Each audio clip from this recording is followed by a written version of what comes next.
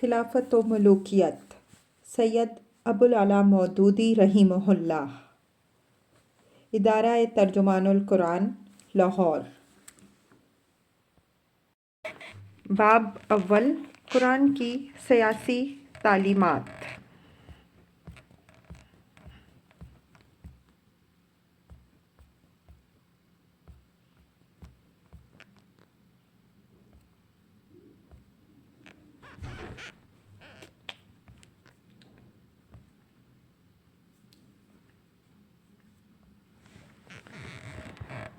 Number 14، بنیادی حقوق۔ اس نظام میں رہنے والے مسلم و غیر مسلم باشندوں کے بنیادی حقوق یہ ہیں کہ جنہیں تعدی سے محفوظ رکھنا ریاست کا فرض ہے۔ الف، جان کا تحفظ۔ وَلَا تَقْتُلُوا النَّفْسَ الَّتِي حَرَّمَ اللَّهُ إِلَّا بِالْحَقِّ، بنی اسرائیل آیت 33۔ کسی جان کو جسے اللہ نے حرام کیا ہے حق کے بغیر قتل نہ کرو۔ ب، حقوق ملکیت کا تحفظ۔ لا تاکلوا اموالکم بینکم بالباطل، سورہ البقرہ 168، سورہ النساء 29۔ اپنے مال آپس میں ناجائز طریقوں سے نہ کھاؤ۔ جیم، عزت کا تحفظ۔ عزت کا تحفظ۔ لا یسخر قوم من قوم، کوئی گروہ دوسرے گروہ کا مذاق نہ اڑائے۔ وَلَا تَلْمِزُوا أَنفُسَكُمْ وَلَا تَنَابَزُوا بِالْأَلْقَابِ، اور نہ تم ایک دوسرے کو عیب لگاؤ نہ ایک دوسرے کو برے لقب دو۔ وَلَا يَغْتَبْ بَعْضُكُمْ بَعْضًا، نہ تم میں سے کوئی کسی کے پیٹھ پیچھے اس کی بدی کرے۔ سورہ الحجرات آیات 11 تا 12۔ دال، نجی زندگی کا تحفظ۔ لا تدخلوا بیوتا غیر بیوتکم حتی تستانسوا، سورہ النور آیت 27۔ اپنے گھروں کے سوا دوسروں کے گھروں میں داخل نہ ہو جب تک کہ اجازت نہ لے لو۔ ولا تجسسوا، سورہ الحجرات 12، اور لوگوں کے بھید نہ ٹٹولو۔ نمبر ہے، ظلم کے خلاف آواز اٹھانے کا حق۔ لا يحب اللہ الجہر بالسوء من القول الا من ظلم، سورہ النساء آیت 148۔ اللہ برائی پر زبان کھولنا پسند نہیں کرتا الا یہ کہ کسی پر ظلم ہوا ہو۔ واو، امر بالمعروف والنہی عن المنکر کا حق، جس میں تنقید کی آزادی کا حق بھی شامل ہے۔ لُعِنَ الَّذِينَ كَفَرُوا مِن بَنِي إِسْرَائِيلَ عَلَى لِسَانِ دَاوُودَ وَعِيسَى ابْنَ مَرْيَمَ ذَلِكَ بِمَا عَصَوا وَكَانُوا يَعْتَدُونَ كَانُوا لَا يَتَنَاهَوْنَ عَن مُنكَرٍ فَعَلُوهُ لَبِئْسَ مَا كَانُوا يَفْعَلُونَ، المائدہ 78 تا 79۔ بنی اسرائیل میں سے جن لوگوں نے کفر کیا ان پر داؤد اور عیسیٰ ابن مریم علیہم السلام کی زبان سے لعنت کی گئی، یہ اس لیے کہ انہوں نے نافرمانی کی اور وہ زیادتیاں کرتے تھے۔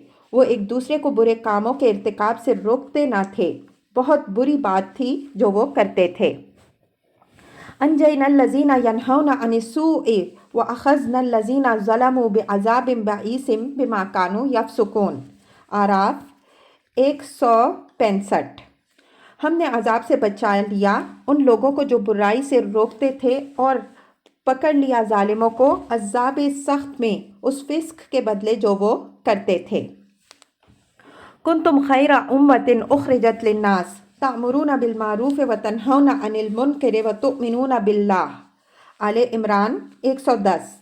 تم وہ بہترین امت ہو جسے نکالا گیا ہے لوگوں کے لیے، تم نیکی کا حکم دیتے ہو اور بدی سے روکتے ہو اور اللہ پر ایمان رکھتے ہو۔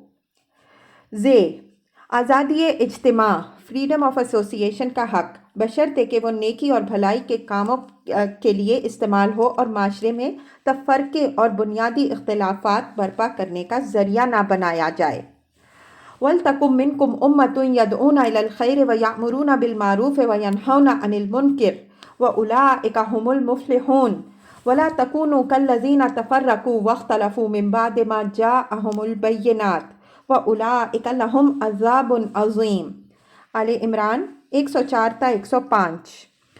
اور ہونا چاہیے تم میں سے ایک ایسا گروہ جو دعوت دے بھلائی کی طرف اور حکم دے نیکی کا اور روکے بدی سے، ایسے ہی لوگ فلاح پانے والے ہیں۔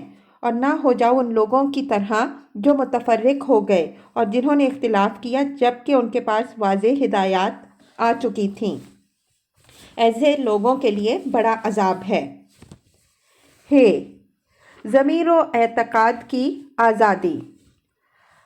لا اکراہ فی الدین، البقرہ 252۔ دین میں جبر نہیں ہے۔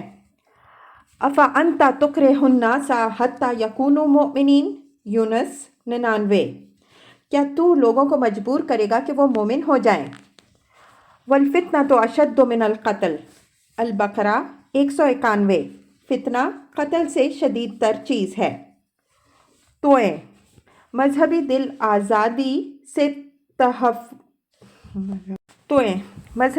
آزاری سے تحفظ کا حق۔ ولا تسبوا الذین یدعون من دون اللہ، الانعام 108۔ یہ لوگ خدا کو چھوڑ کر جن معبودوں کو پکارتے ہیں انہیں گالیاں نہ دو۔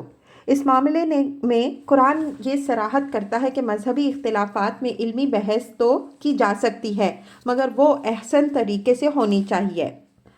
لا تجادلوا اہل الکتاب الا باللتی ہی احسن، عنکبوت 46۔ اہل کتاب کے ساتھ بحث نہ کرو مگر احسن فیئر طریقے سے۔ یہ حق کہ ہر شخص صرف اپنے اعمال کا ذمہ دار ہو اور دوسروں کے اعمال کی ذمہ داری میں اسے نہ پکڑا جائے۔ ولا تکسب کل نفس الا علیہا ولا تزر وازرۃ وزر اخری، انعام 164۔ بنی اسرائیل 15، فاطر 18، زمر 7، النجم 38۔ ہر متنفس جو برائی کماتا ہے اس کا وبال اسی پر ہے اور کوئی بوجھ اٹھانے والا کسی دوسرے کا بوجھ نہیں اٹھاتا۔ یہ حق کہ کسی شخص کے خلاف کوئی کارروائی ثبوت کے بغیر اور انصاف کے معروف تقاضے پورے کیے بغیر نہ کی جائے۔ ان جاءکم فاسق بنبأ فتبینوا ان تصیبوا قوما بجہالۃ فتصبحوا علی ما فعلتم نادمین، حجرات 6۔ اگر کوئی فاسق تمہارے پاس کوئی خبر لے کر آئے تو تحقیق کر لو، ایسا نہ ہو کہ تم کسی گروہ کو بے جانے بوجھے نقصان پہنچا دو اور پھر اپنے کیے پر پچھتاؤ۔ ولا تقف ما لیس لک بہ علم، بنی اسرائیل 36۔ کسی ایسی بات کے پیچھے نہ لگ جاؤ جس کا تمہیں علم نہ ہو۔ وَإِذَا حَكَمْتُمْ بَيْنَ النَّاسِ أَن تَحْكُمُوا بِالْعَدْلِ، النساء 58۔ اور جب لوگوں کے معاملے میں فیصلہ کرو تو عدل کے ساتھ کرو۔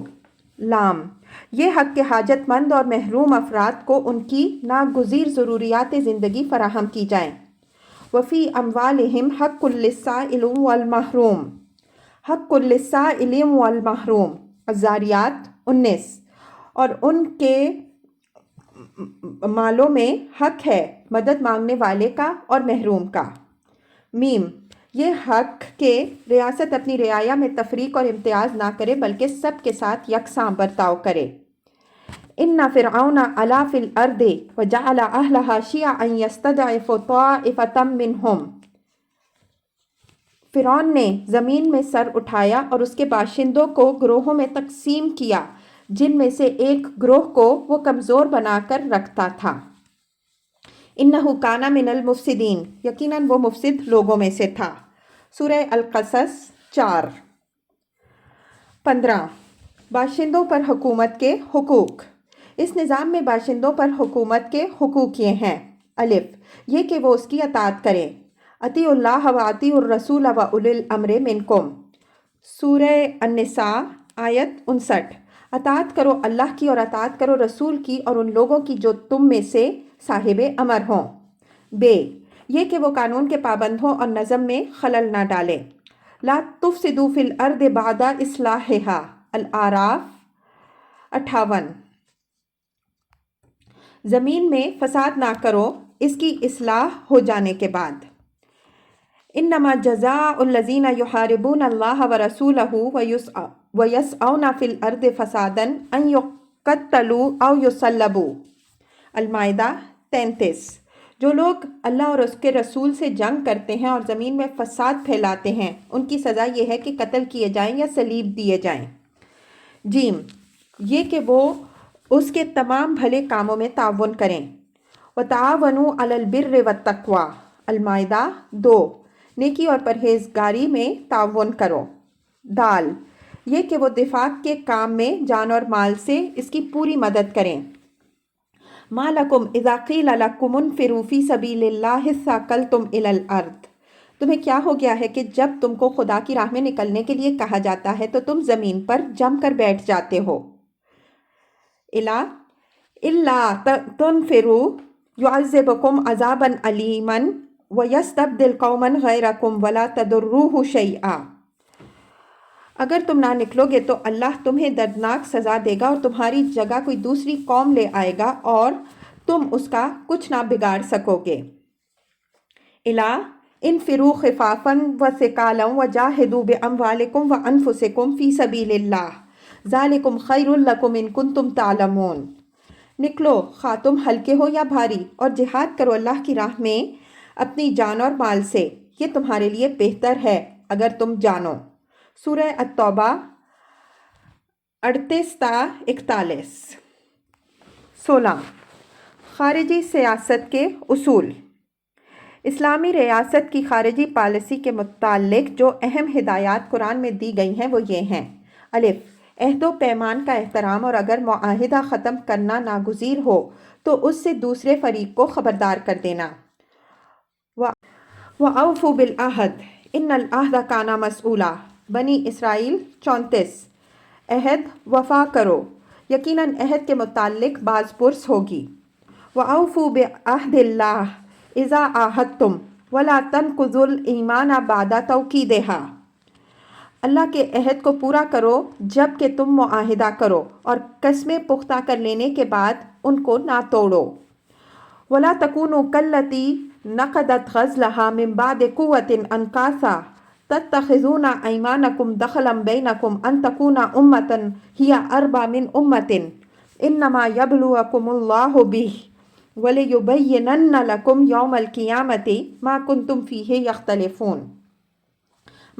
فِيهِ تَخْتَلِفُونَ، اور نہ ہو جاؤ اس عورت کی طرح جس نے اپنا ہی محنت سے کاتا ہوا سوت ٹکڑے ٹکڑے کر ڈالا۔ تم اپنی قسموں کو اپنے درمیان مکر و فریب کا ذریعہ بناتے ہو تاکہ ایک قوم دوسری قوم سے زیادہ فائدہ حاصل کرے۔ اللہ اس چیز کے ذریعے سے تم کو آزمائش میں ڈالتا ہے اور ضرور وہ قیامت کے روز تمہارے اختلافات کی حقیقت کھول دے گا۔ سورہ النحل آیات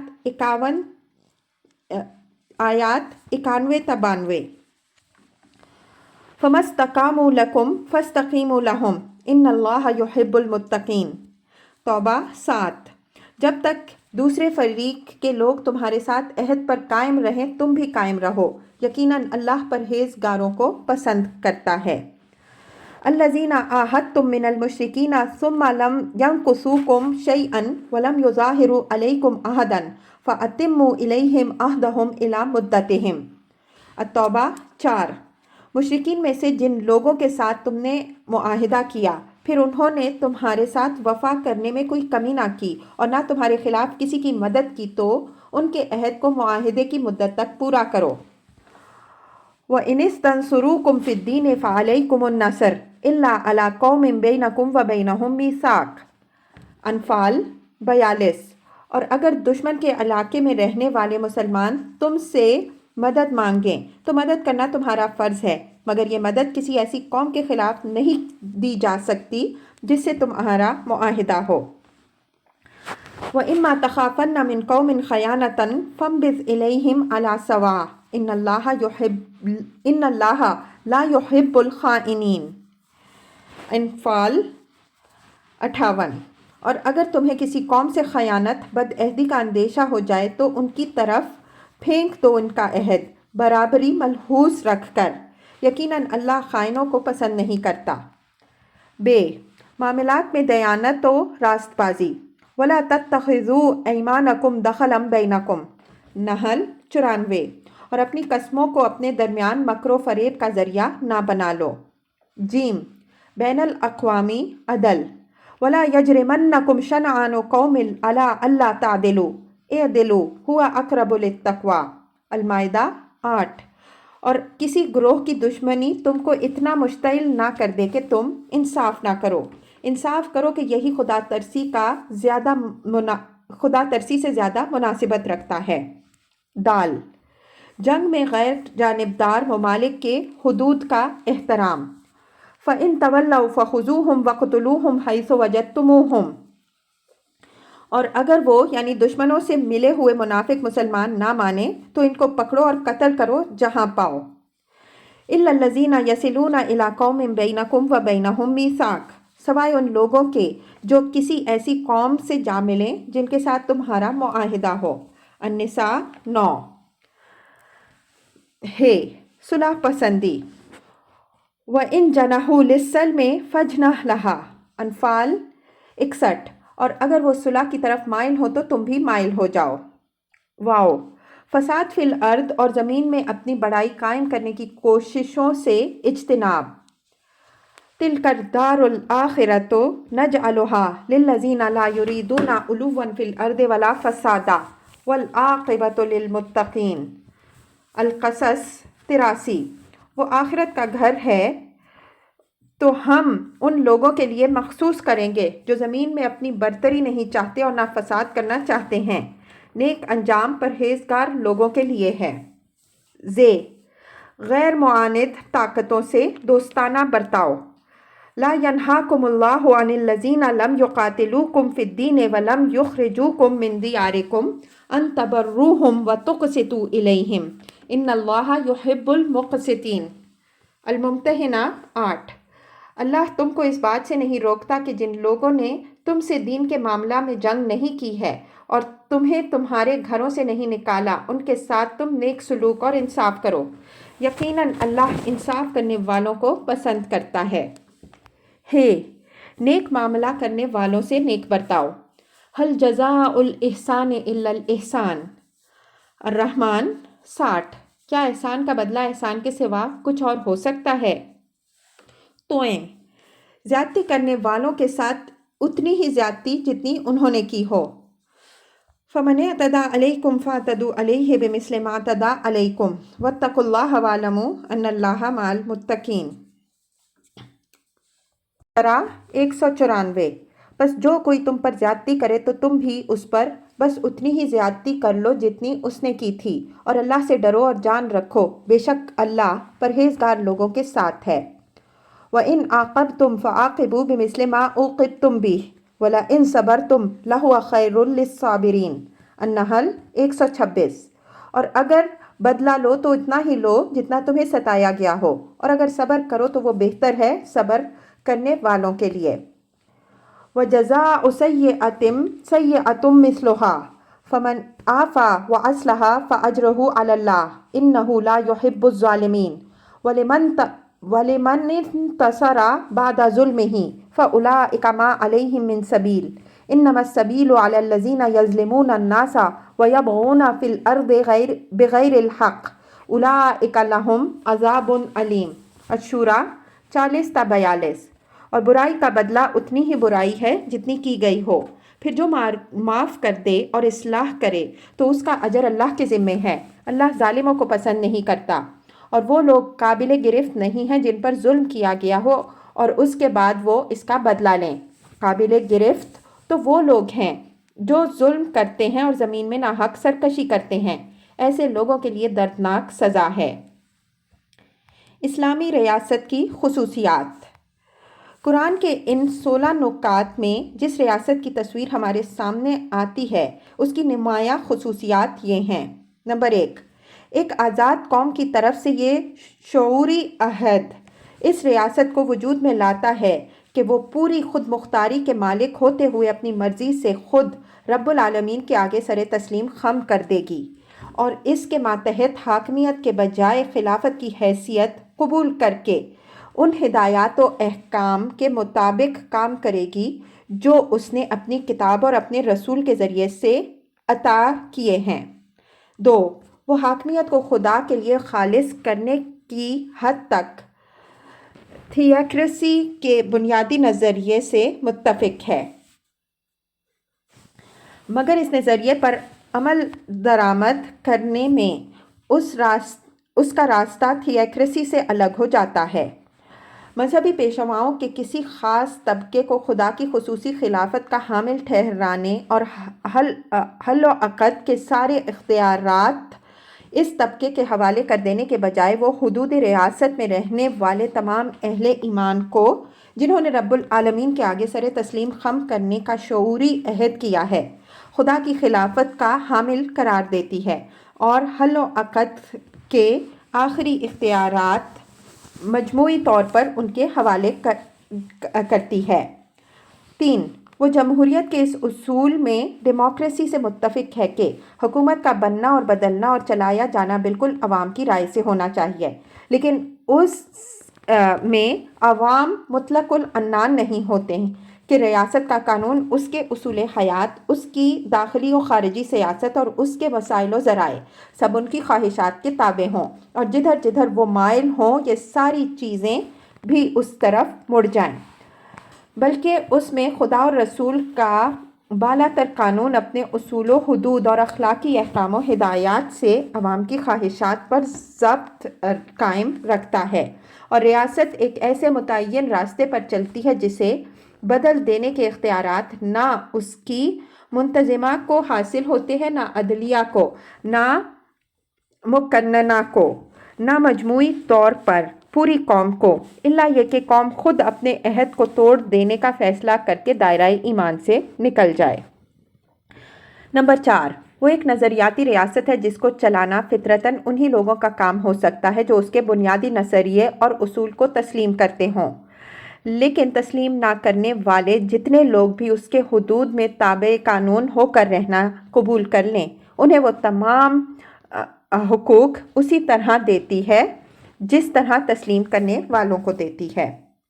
نمبر 5، وہ ایک ایسی ریاست ہے جو رنگ، نسل، زبان یا جغرافیہ کی عصبیتوں کے بجائے صرف اصول کی بنیاد پر قائم ہوتی ہے۔ زمین کے ہر گوشے میں نسل انسانی کے جو افراد بھی چاہیں ان اصولوں کو قبول کر سکتے ہیں اور کسی امتیاز و تعصب کے بغیر بالکل مساوی حقوق کے ساتھ اس نظام میں شامل ہو سکتے ہیں۔ دنیا میں جہاں بھی ان اصولوں پر کوئی حکومت قائم ہوگی وہ لازماً اسلامی حکومت ہی ہوگی، خواہ وہ افریقہ میں ہو یا امریکہ میں، یورپ میں ہو یا ایشیا میں، اور اس کے چلانے والے خواہ گورے ہوں یا کالے یا زرد۔ اس نوعیت کی خاص اصولی ریاست کے لیے ایک عالمی ریاست بن جانے میں کوئی رکاوٹ نہیں ہے، لیکن اگر زمین کے مختلف حصوں میں بہت سی ریاستیں بھی اس نوعیت کی ہوں تو وہ سب کی سب یکساں اسلامی ریاستیں ہوں گی۔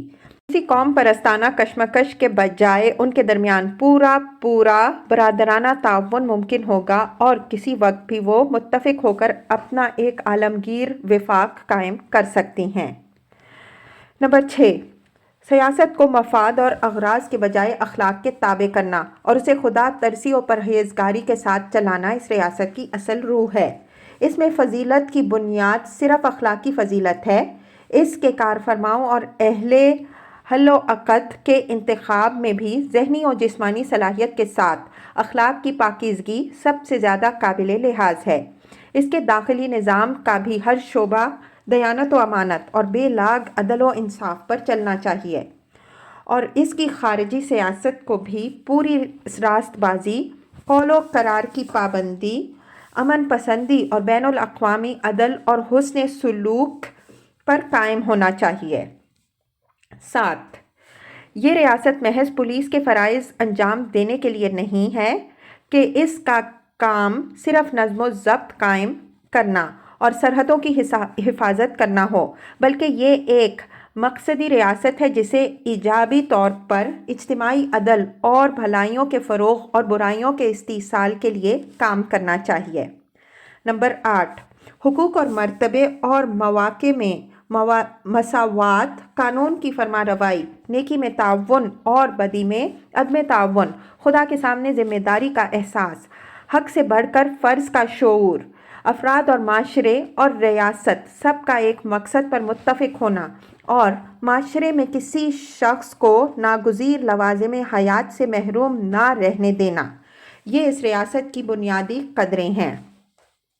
نمبر 9، فرد اور ریاست کے درمیان اس نظام میں ایسا توازن قائم کیا گیا ہے کہ نہ ریاست مختار مطلق اور ہماگیر اقتدار کی مالک بن کر فرد کو اپنے بے بس مملوک بنا سکتی ہے، اور نہ فرد بے قید آزادی پا کر خود سر اور اجتماعی مفاد کا دشمن بن سکتا ہے۔